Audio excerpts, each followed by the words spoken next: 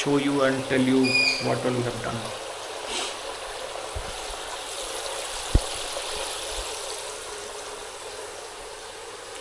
So basically we have a 2 island setup here. So if you see, this is like 5 feet by 2 feet height and 2 feet depth, and it's like a peninsula sort of a tank. So you have both the side visible. It's basically, if you see, this was a wall extending from here, and we have modified this place specifically for this tank. And let's stop the noise so that you can hear clearly.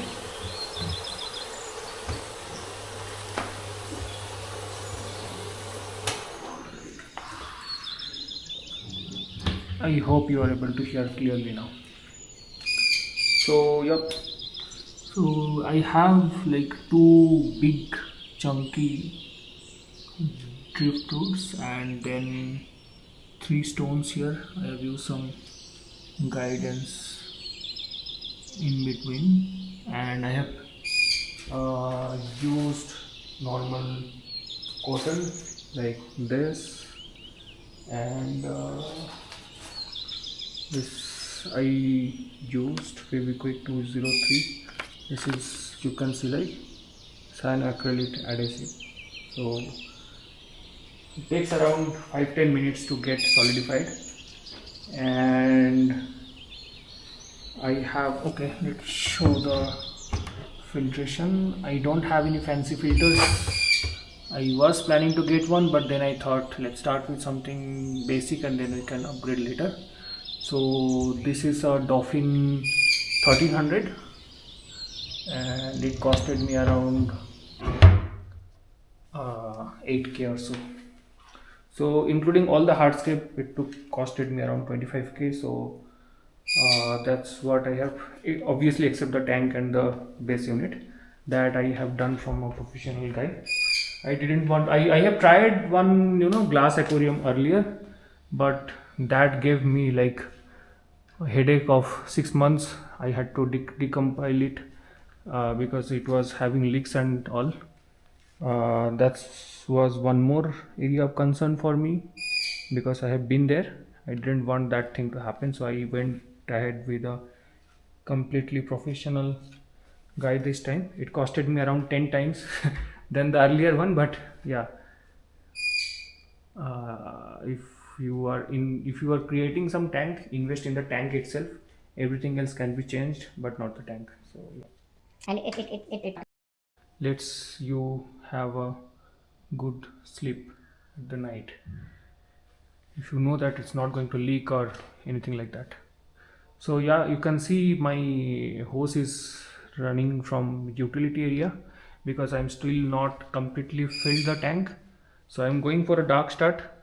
So I put the rocks and the hardscape and I'll let it soak the water and release all its tannins and if there are some toxins also.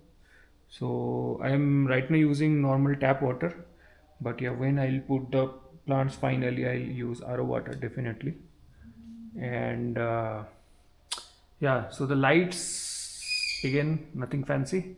This is just normal track light I have put, and that is also done specifically for this tank. And what else? Yeah, I think that's it. Oh, about the hiccups. Yeah, so what happened is I wanted a bigger island this side and smaller island this side. I'll show you the prime angle from which I wanted the scape to look the best. So anyhow, what happened is in the smaller this thing, so I don't have any substrate right now, so all of this like this side of the stones will be completely all or almost 80% will be under the substrate, so there is no point putting any hard big stones there. But this side I have put some bigger rocks because they will be much more visible. So this is the angle from which I want this tank to look good because that's my entrance, and this is the first look of the aquarium that you get when you come, and that's where I want to keep all the impact. Obviously it's not ugly looking from any other side, but yeah, that's the best angle to look at. So what happened with that is, because these woods were like completely dry and everything, right, and the stones were like smaller compared to, like, can you see the stones? Yeah, so these stones are much smaller compared to the wood, right, and this is chunky, like it's almost 3 feet height. This one is also similar. So all the wood were around 5 kilo, but the volume was much higher, so they were not coming up, but because I'm using lava rock, right, and they are much lighter than the volume it looks. So yeah, I had to fill up, like, yesterday night I started around 7 or 7:30 filling up the tank. Then I filled up like 30%, then I gave it almost 2 hours break, then I filled it another 20%, so 50% I filled it yesterday night, and then I kept it overnight.